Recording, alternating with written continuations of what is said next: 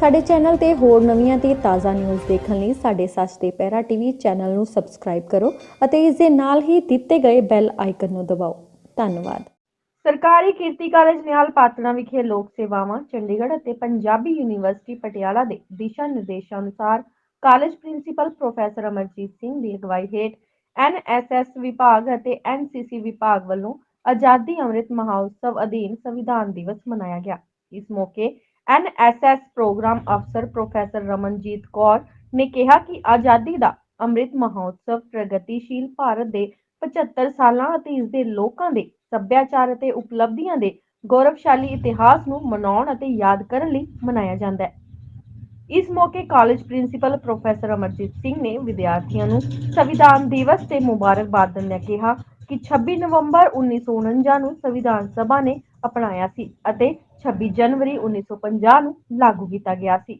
ਵਿਦਿਆਰਥੀਆਂ ਨੂੰ ਸੰਵਿਧਾਨ ਪ੍ਰਤੀ ਜ਼ਿੰਮੇਵਾਰ ਨਾਗਰਿਕ ਬਣਨ ਲਈ ਸਹੁੰ ਚੁਕਵਾਈ ਗਈ। ਪਾਤੜਾ ਤੋਂ ਸਤਪਾਲ ਗਰਗ ਦੀ ਰਿਪੋਰਟ।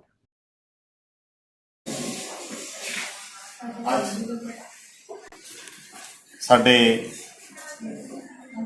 ਭਾਰਤ ਦੇ ਸੰਵਿਧਾਨ ਦੀ ਜਦੋਂ ਗੱਲ ਚੱਲਦੀ ਹੈ ਤਾਂ ਦੁਨੀਆ ਦੇ ਜਿੰਨੇ ਵੀ ਸੰਵਿਧਾਨ ਲਿਖੇ ਗਏ ਨੇ ਤਾਂ ਸਭ ਤੋਂ ਵੱਡਾ ਜੇ ਸਾਡਾ ਲੋਕਤੰਤਰੀ ਭਾਰਤ ਹੈ ਤਾਂ ਸਭ ਤੋਂ ਵੱਡਾ ਸੰਵਿਧਾਨ ਵੀ ਸਾਡੇ ਕੋਲ ਮੌਜੂਦ ਹੈ, ਜਿਹੜਾ ਕਿ ਬਹੁਤ ਕੋਸ਼ਿਸ਼ਾਂ ਦੇ ਬਾਵਜੂਦ ਬਹੁਤ ਮਿਹਨਤ ਨਾਲ 26 ਨਵੰਬਰ 1949 ਨੂੰ ਤਿਆਰ ਹੋ ਗਿਆ ਸੀ, ਜਿਹੜਾ ਬਾਅਦ ਦੇ ਵਿੱਚ 26 ਜਨਵਰੀ 1950 ਨੂੰ ਇਹ ਲਾਗੂ ਹੋਇਆ ਸੀ। ਅਕਸਰ ਸਾਨੂੰ ਉਸ ਕਾਨੂੰਨ ਨਾਲ ਜੁੜਨ ਦੇ ਮੌਕੇ ਬਹੁਤ ਘੱਟ ਮਿਲਦੇ ਨੇ। ਕਾਨੂੰਨ ਹੈਗਾ ਕਿ ਸਾਡੀ ਉੱਥੇ ਤੱਕ ਪਹੁੰਚ ਹੈ ਨਹੀਂ, ਖਾਸ ਕਰਕੇ ਜਿਹੜੇ ਪੋਲੀਟੀਕਲ ਸਾਇੰਸ ਦਾ ਵਿਸ਼ਾ ਜਿਹੜਾ ਹੈ, ਇਕੱਲੇ ਇਹ ਪੋਲੀਟੀਕਲ ਦੇ ਵਿਦਿਆਰਥੀਆਂ ਦੀ ਲੋੜ ਨਹੀਂ ਹੈ, ਸਾਡੇ ਸਾਰੇ ਨਾਗਰਿਕਾਂ ਲਈ, ਭਾਰਤ ਦੇ ਨਾਗਰਿਕਾਂ ਲਈ। ਜਿਵੇਂ ਕਿ ਆਪ ਸਭ ਨੂੰ ਪਤਾ ਹੈ ਕਿ ਅਸੀਂ ਅੱਜ 26 ਜਿਹੜਾ ਨਵੰਬਰ ਹੈ ਉਹ ਐਜ਼ ਏ ਕਨਸਟੀਟਿਊਸ਼ਨਲ ਡੇ ਵਜੋਂ ਜਿਹੜਾ ਭਾਰਤ ਵਰਸ਼ ਵਿੱਚ ਮਨਾਇਆ ਜਾ ਰਿਹਾ ਤੇ ਅੱਜ ਦੇ ਦਿਨ ਦੀ ਜਿਹੜੀ ਮੇਨ ਇੰਪੋਰਟੈਂਸ ਹੈ ਕਿ ਅੱਜ ਦੇ ਦਿਨ ਅਸੀਂ ਅਡਾਪਟ ਕੀਤਾ ਸੀ ਕਨਸਟੀਟਿਊਸ਼ਨ ਨੂੰ 26 ਨਵੰਬਰ 1949 'ਚ ਤੇ however it came into force on 26th of January 1955। तो कॉन्स्टिट्यूशन ਜਿਹੜਾ ਡੇ ਹੈ ਉਹ 2015 ਚ ਜਿਹੜੀ ਪ੍ਰੈਜ਼ੈਂਟ ਗਵਰਨਮੈਂਟ ਹੈ ਮਿਸਟਰ ਨਰਿੰਦਰ ਮੋਦੀ ਜੀ, ਉਹਨਾਂ ਨੇ 2015 ਦੇ ਵਿੱਚ ਅਨਾਉਂਸ ਕੀਤਾ ਕਿ it will be observed as a constitutional ਡੇ।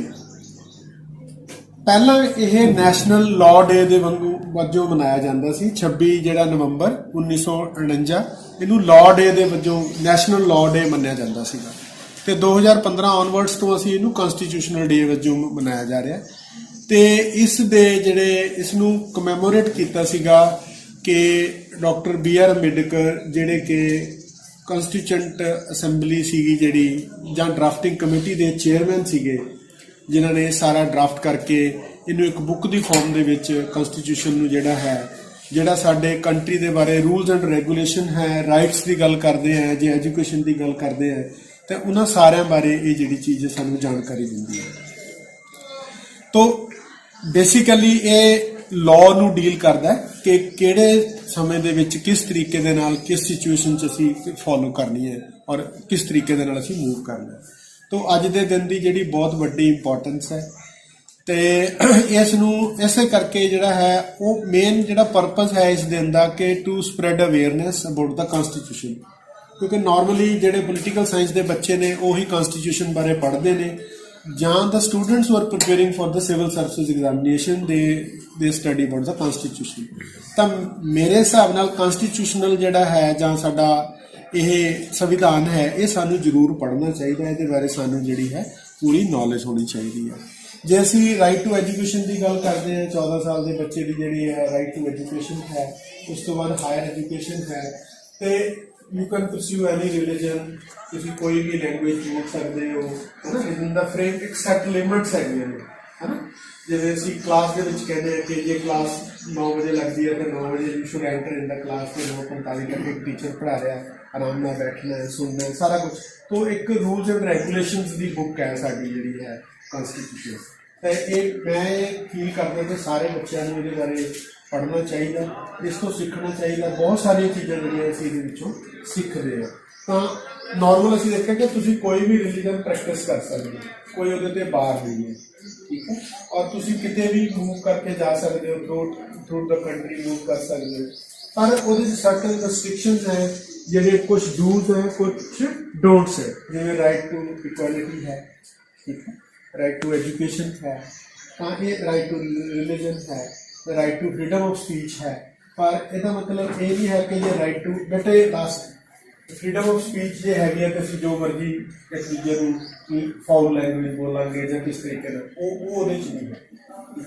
ਤੇ ਰਾਈਟਸ ਦੇ ਨਾਲ ਕੀ ਹੈ, ਡਿਊਟੀਜ਼ ਵੀ ਹੈ। ਤਾਂ ਇਸ ਕਰਕੇ ਕਨਸਟੀਟਿਊਸ਼ਨ ਨੂੰ ਪੜੋ ਔਰ ਮੇਨ ਤਾਂ ਜਿਹੜਾ ਹੈਗਾ ਕਿ ਅਵੇਅਰਨੈਸ ਕ੍ਰੀਏਟ ਕਰਨੀ ਚਾਹੀਦੀ ਹੈ ਅਮੰਗ ਦਾ ਮਾਸਸ। ਜਿਹੜੇ ਲੋਕ ਕਲਾਸਾਂ ਤੱਕ ਨਹੀਂ ਪਹੁੰਚ ਸਕਦੇ, ਸਾਡੀ ਬਹੁਤ ਸਾਰੀ ਜਨਤਾ ਇਸ ਤਰ੍ਹਾਂ ਦੀ ਹੈਗੀ ਹੈ ਜਿਨ੍ਹਾਂ ਨੂੰ ਰਾਈਟ ਮਤਲਬ ਪੜ੍ਹਾਈ ਦਾ ਅਵਸਰ ਨਹੀਂ ਮਿਲਿਆ, ਚਾਹੇ डिस्कस कर सकते।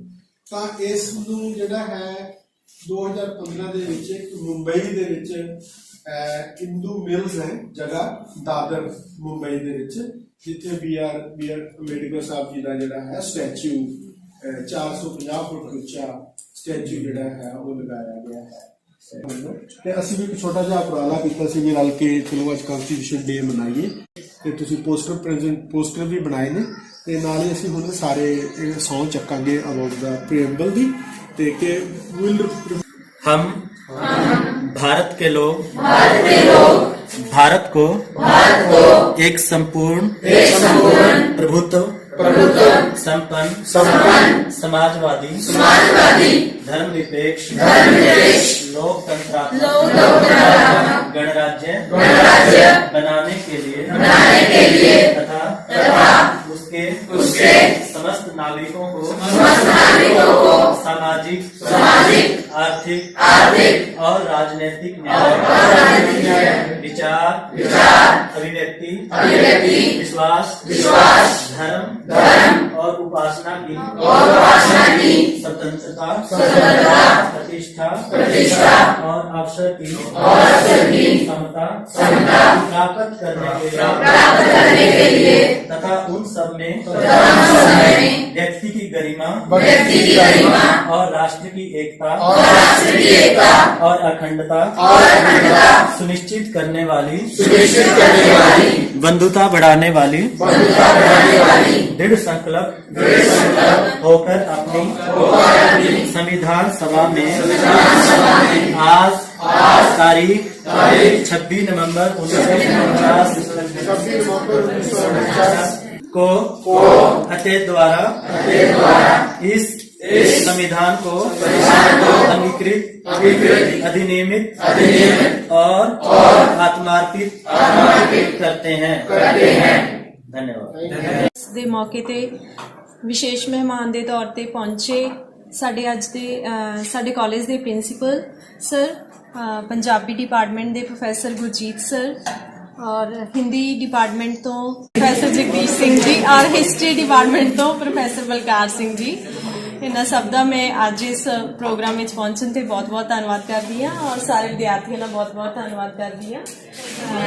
ਔਰ ਇਸ ਨਾਲ ਹੀ ਜੋ ਵੀ ਸਲੋਗਨ ਲਿਖੇ ਗਏ ਨੇ ਵਿਦਿਆਰਥੀਆਂ ਦੁਆਰਾ ਉਹ ਹੁਣ ਅਸੀਂ ਚਾਹਾਂਗੇ ਕਿ ਉਹ ਤੁਹਾਨੂੰ ਪ੍ਰੈਜ਼ੈਂਟ ਕਰਨ। ਤੁਸੀਂ ਥੋੜਾ ਜਿਹਾ ਸਮਾਂ ਵਿਦਿਆਰਥੀਆਂ ਨੂੰ ਦਿਓ।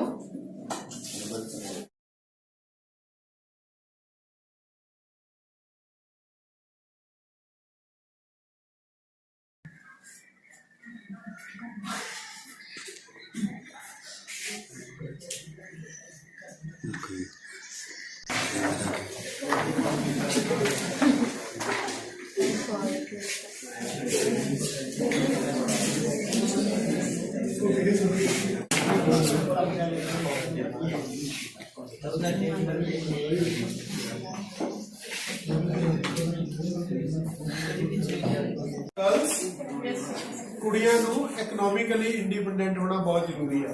ਜਿਹੜਾ ਸਮਾਂ ਆ ਰਿਹਾ, ਜਿਵੇਂ ਦੀ ਸੋਸਾਇਟੀ ਹੋ ਰਹੀ ਹੈ, ਸਾਡੀ ਸੋਸਾਇਟੀ ਦੇ ਵਿੱਚ ਕਿੰਨੀਆਂ ਕੁਰੀਤੀਆਂ ਆ ਚੁੱਕੀਆਂ, ਤੁਸੀਂ ਜ਼ਿਆਦਾ ਬੋਲੋ। ਕੋਸ਼ਿਸ਼ ਇਹ ਕਰਿਆ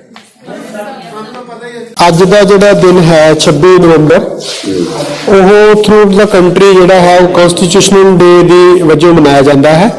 2015 ਤੋਂ ਪਹਿਲਾਂ ਇਹਨੂੰ ਨੈਸ਼ਨਲ ਲਾਅ ਡੇ ਦੇ ਵਜੋਂ ਮਨਾਇਆ ਜਾਂਦਾ ਸੀਗਾ ਤੇ 2015 ਤੋਂ ਬਾਅਦ ਜਿਹੜਾ ਹੈ ਉਹ ਐਜ਼ ਅ ਕਨਸਟੀਟਿਊਸ਼ਨਲ ਡੇ ਮਨਾਇਆ ਜਾਂਦਾ ਹੈ। ਇਹ ਡੈਡੀਕੇਟ ਕੀਤਾ ਜਾਂਦਾ ਹੈ ਡਾਕਟਰ BR ਅੰਬੇਦਕਰ ਨੂੰ, ਜਿਹੜੇ ਕਿ ਸਾਡੇ ਜਿਨ੍ਹਾਂ ਦੀ ਵਜ੍ਹਾ ਦੇ ਨਾਲ ਜਿਹੜਾ ਹੈ ਸਾਨੂੰ ਇਹ ਸੰਵਿਧਾਨ ਇਸ ਰੂਪ ਦੇ ਵਿੱਚ ਮਿਲਿਆ ਹੈ। ਸਾਡਾ ਜਿਹੜਾ ਸੰਵਿਧਾਨ ਹੈ ਉਹ ਦੁਨੀਆ ਦੇ ਵਿੱਚ ਸਭ ਤੋਂ ਵੱਡਾ ਰਿਟਨ ਜਿਹੜਾ ਕਨਸਟੀਟਿਊਸ਼ਨ ਹੈਗਾ ਸਾਡੇ ਕੰਟਰੀ ਦਾ, ਕਿਉਂਕਿ ਸਾਡਾ ਕੰਟਰੀ ਹੈ ਇੱਕ ਦੁਨੀਆ ਦੀ ਸਭ ਤੋਂ ਵੱਡੀ ਡੈਮੋਕ੍ਰੇਸੀ ਹੈ। ਤਾਂ ਇਸ ਦੇ ਸਬੰਧ ਦੇ ਵਿੱਚ ਮੁੰਬਈ ਵਿਖੇ ਜਿਹੜਾ ਉਹ ਡਾਕਟਰ BR ਅੰਬੇਦਕਰ ਜੀ ਦਾ ਜਿਹੜਾ 450 ਫੁੱਟ ਜਿਹੜਾ ਉੱਚਾ ਮਤਲਬ ਸਟੈਚੂ ਲਗਾਇਆ ਗਿਆ ਹੈ, ਸਟੈਚੂ ਆਫ ਇਕੁਐਲਿਟੀ, ਕਿਉਂਕਿ ਹਮੇਸ਼ਾ ਜਿਹੜਾ ਸੰਵਿਧਾਨ ਹੈ ਸਾਡਾ ਉਹਦੇ 'ਚ ਇਕੁਐਲਿਟੀ ਦੀ ਜਿਹੜੀ ਗੱਲ ਕੀਤੀ ਜਾਂਦੀ ਹੈ, ਡਿਊਟੀਜ਼ ਦੀ ਗੱਲ ਕੀਤੀ ਜਾਂਦੀ ਹੈ, ਰਾਈਟਸ ਦੀ ਗੱਲ ਕੀਤੀ ਜਾਂਦੀ ਹੈ, directive principals of the state policies ਦੀ ਗੱਲ ਕੀਤੀ ਜਾਂਦੀ ਹੈ। ਤਾਂ ਇਹ ਇੱਕ ਸਾਡੀ ਲਾਅ ਬੁੱਕ ਹੈ ਜਿਹਦੇ ਅਕੋਰਡਿੰਗਲੀ ਕੰਟਰੀ ਦਾ ਜਿਹੜਾ ਹੈ ਉਹ ਕੰਟਰੀ ਦੇ ਵਿੱਚ ਜਿੰਨੇ ਵੀ laws and rules and regulations ਉਹਦੇ ਅਕੋਰਡਿੰਗਲੀ ਚੱਲਦੇ ਹਨ।